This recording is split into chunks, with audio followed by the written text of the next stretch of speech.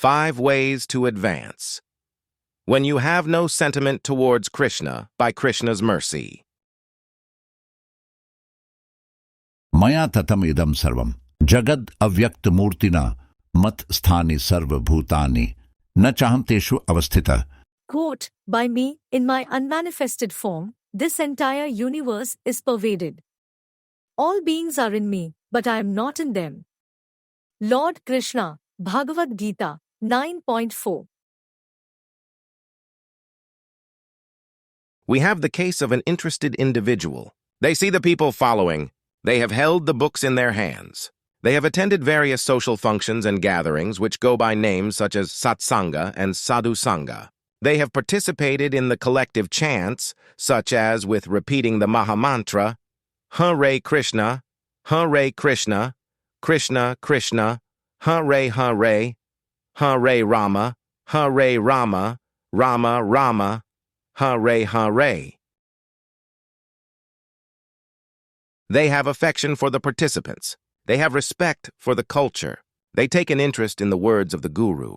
They are open-minded, despite an existing religious affiliation inherited from the parents and grandparents. That tradition, in the way it is currently implemented, demands exclusivity, but this person is certainly not narrow in their view of the puzzling question of the origin of life.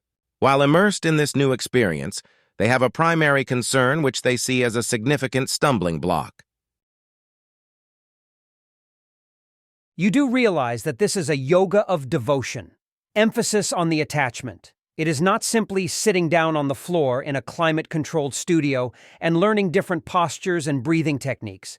You specifically want to distinguish yourself from that culture. It is a yoga for sure, since there is an effect on consciousness, but the mechanism is bhakti, which is devotion. Does not devotion require some kind of sentiment, though? Have you not given thought to that hurdle? Some people will not feel any devotion. So why would they be inclined to follow this kind of yoga? They are not necessarily against the worship, but they are not feeling any sort of attraction. How do you overcome that obstacle in your teaching efforts?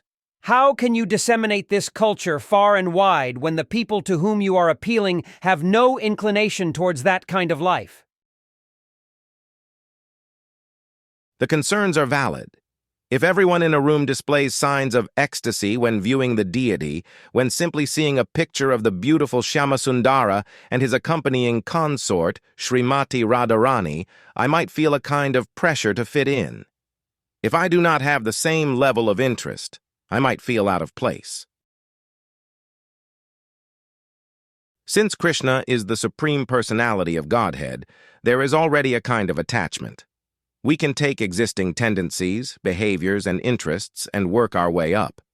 Knowledge will assist in the transition. The more we know, the more we can see the link to the Supreme Lord.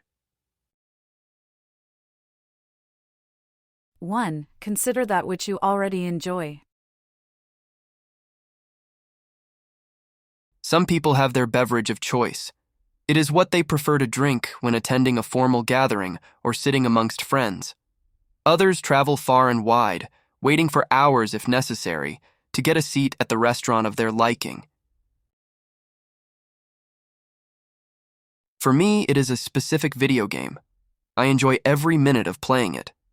My friends gave the initial suggestion, considering that the style of play would align with my interests. They were definitely correct. I could play this game every single day, from morning until night. It is one of the most amazing things in the world, if you ask me. As though it has an existence of its own, the game almost speaks to me. 2. Consider the support you already receive. People tend to say nice things about me. During childhood, my parents were affectionate, and during adulthood, they were always respectful. My friends lean on me for advice and counsel. They know they can count on me. My colleagues think the world of me. I am certainly proud of myself, but I am also not a fool. I would not be where I am today if not for the assistance I have received. There are too many people to count.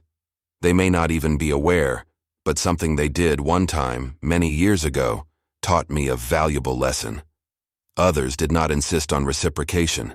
They were going to support me no matter what. I cannot help but remember that support on a regular basis I will not forget. 3. Consider the helplessness of the human existence.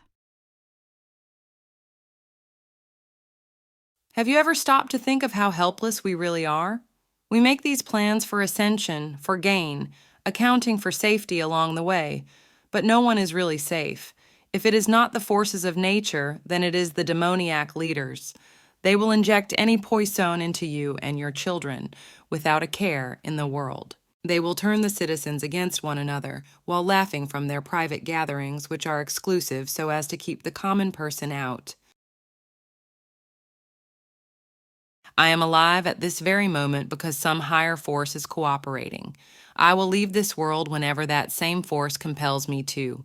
I am completely helpless for the duration of life, as are others.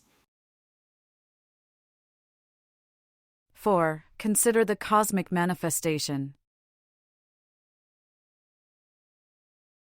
Have you ever given thought to the universe itself? We could not live anywhere else. Try to escape from the Earth's atmosphere, and it will be difficult. Absent artificial means, there is no way to survive in outer space. At the same time, we know that everything exists. Someone must have placed everything where it currently stands. Someone must be maintaining everything. The many intricacies seem to work together. It is like the profitable global company with its many departments dispersed across the world. How is it happening across the universe, though? Who is managing? 5. Hear about Krishna. We simply take the above appreciations and tie them to a single individual. He may be only known in an impersonal manner. Krishna confirms this in Bhagavad-gita, where he describes the avyakta murtina. This is the form that cannot be seen, but it still exists. Krishna is everywhere. The sum collection, consisting of individual parts, make up his existence, but Krishna is not the component to the existence of anything else. As we have established that there is already cause for devotion, that there are existing sentiments and reasons for appreciation, we simply carry those with us to the realm of personal worship. We hear about how God is the cause to everything and that God is actually a person. In this way, through hearing, through the process known as Shravanam, through accepting philosophical principles and deliberating on them in an honest way, our devotion becomes stronger. The yoga tied to that devotion then also gains in strength, so much so that we will feel that Krishna has been our greatest well-wisher the entire time. In closing, Standing close by me, steadiest friend to be. Already assistance to receive, at measure hard to believe. Experience amazing and true. Feeling blessed and fortunate too. Because Krishna behind it all. Behind me even if I fall.